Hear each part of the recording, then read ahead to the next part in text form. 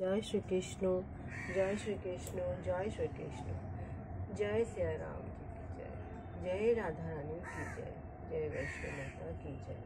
आज আমি শ্রীমদ্ ভগবদ গীতা দ্বিতীয় অধ্যায় সাংখ্যযোগ শ্লোক 6 এর পাঠ করছি।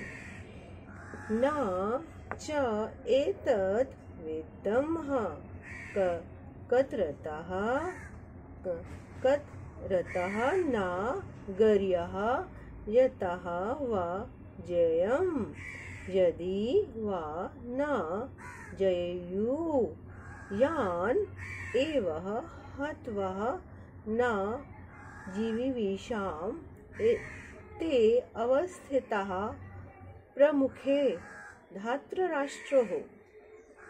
এখানে মহাভারতের সেই যুদ্ধে কুরুক্ষেত্রের সেই ময়দানে যখন অর্জুন যখন দুই পক্ষে যখন দেখছে সমস্ত কে আমার পক্ষে বিপক্ষে সমস্ত দেখার পরে সে রথে সে খুব দুঃখ হয়ে বিষাদযুক্ত হলো। তারপরে তার সেখানে তার মনে সে অনেক রকমের প্রশ্ন, সে নিজের গান্ডীবটাকে সে রথে রেখে সে কৃষ্ণকে প্রশ্ন করছে হে হে দ্বারিকাধীশ, তাদের জয় করা শ্রেয়। আমি যেহেতু ক্ষত্র তো তার তো প্রথম ধর্ম হচ্ছে যুদ্ধ করা, লড়ে বেঁচে থাকা, সেটাই তো ক্ষত্র ধর্ম। হ্যাঁ, তাদের জয় করা শ্রেয়, তাদের দ্বারা হেরে যাওয়াটা শ্রেয়। সে কৃষ্ণকে প্রশ্ন করছে, সখা আমি না বুঝতে পারছি না, কেন বুঝতে পারছি না? তাদেরকে আমি যদি যুদ্ধে হারিয়ে দিই তাও তো আমি হেরে গেলাম, আর আমি যদি যুদ্ধ না করি তাও তো আমি হেরে গেলাম। কেন?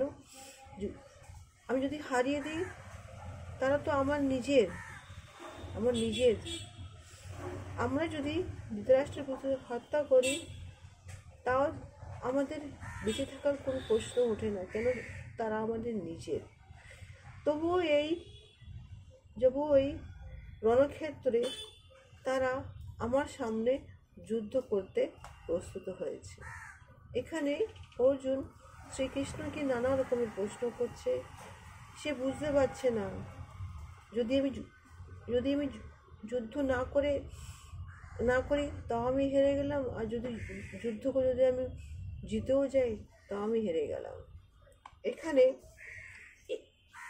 এই যে শ্লোকের দ্বারা আমরা বুঝতে পারছি কি অর্জুন মহৎ ভগবত ভক্ত ছিলেন না, তিনি গভীর তত্ত্বজ্ঞান সম্পন্ন পুরুষও ছিলেন।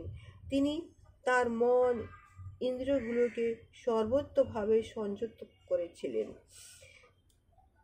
তারপরে তার সাথে ইনি ছিলেন সম্পূর্ণভাবে অনাসক্ত। কেন? উনি বুঝতে পারছিলেন যুদ্ধে যাই হোক না কেন মৃত্যু তো সবার হবে, সেই ভেবেই উনি যুদ্ধ করতে চাইছিলেন না। জয় শ্রীকৃষ্ণ, জয় শ্রীকৃষ্ণ, জয় শ্রীকৃষ্ণ। আগামী ব্লগে আরেকটি শ্লোক নিয়ে আসবো। জয় শ্রীকৃষ্ণ।